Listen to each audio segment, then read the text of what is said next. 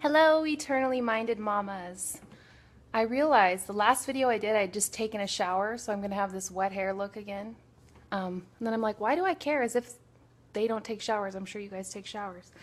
Anyways, this is the opportune time because my kiddos are sleeping, and I just wanted to say hello to everyone who liked the page. We're excited. We reached 200 likes already, and that's a blessing. And it also tells us there are a lot of mamas out there that need to be encouraged and need practical ways in which they can love their family here on earth below and yet still practice Colossians 3:2, setting their mind on things above. And one practical way to do that is to pay attention to the way you think about things. And you have to take that old way of thinking, and you need to replace it with biblical thoughts. And so I got actually a voice message yesterday in Facebook from someone asking me a great question, and I thought, I'm sure there are a lot of mamas out there that have this exact same question. And the question was, what do you do when you really, really miss what used to bring you so much joy before becoming a mama? And this friend of mine listed like cooking good meals, going for long walks.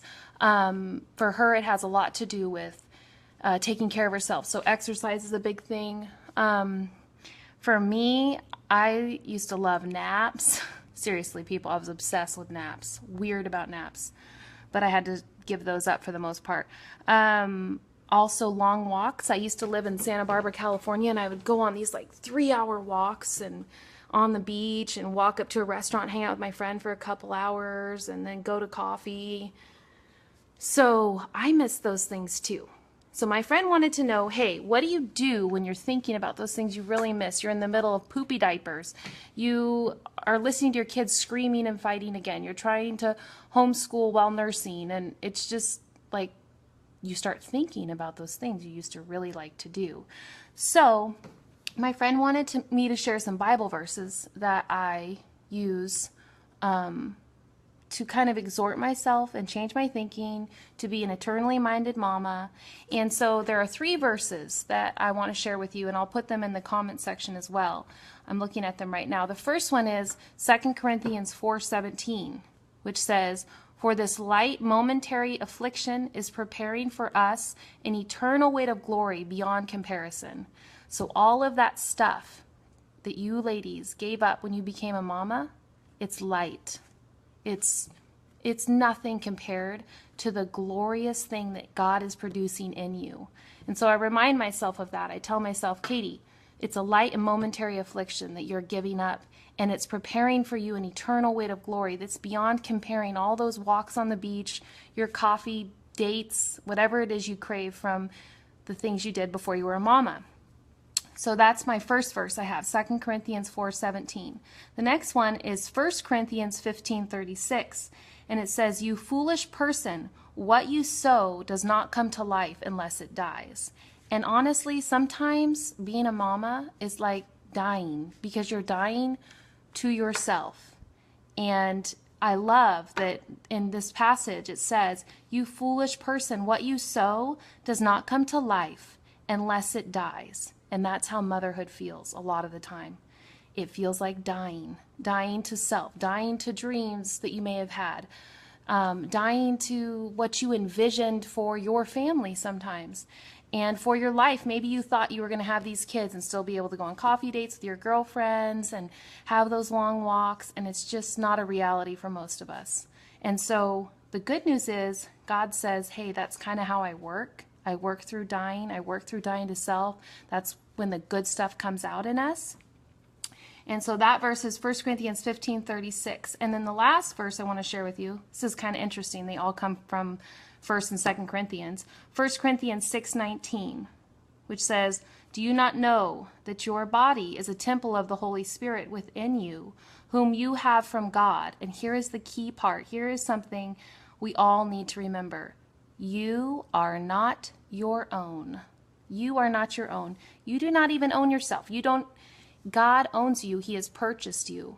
It is for him to determine what he will do with your life now. And for us mamas, it's a life of service. It's a life of laying down all those things we want. And even today, like getting my shower in late and not getting things done, that's part of life. And a lot of the time there's a great joy that comes with acceptance, rather than continually resisting what the Lord calls us to as mothers. When we accept it and we embrace it, there's so much more joy. And so I love that verse. I often quote it to myself, 1 Corinthians 6:19. You are not your own, Katie. You have been purchased by the blood of Christ, and this is the life he has for you. And you are calling your children all the time to have joy and not complain. And I need to practice that and show them the joy that there is in the Lord. I was just looking at some of my notes here, and something I often recall as an eternally minded mama is I question and say, Katie, what is the purpose of your life? Is it to be admired by people? Is it to just get whatever you want during the day for your own comfort and gratification? And it's not. The purpose of our life is to bring glory to Christ. And when we live out our purpose and we look for ways to do that, we are going to have so much more joy. But the more we resist it, the more unhappy we're going to be. We have to seek those eternal treasures above, that where rust and moth do not destroy. We're building those up. There's many earthly pleasures, and I don't think there's anything wrong with a lot of those, like coffee dates. I guess I really love coffee dates because I keep talking about that.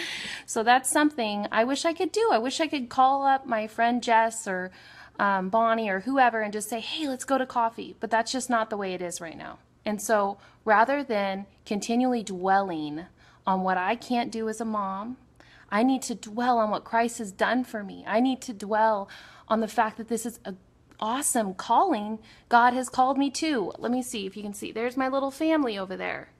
I get to be the mother to them.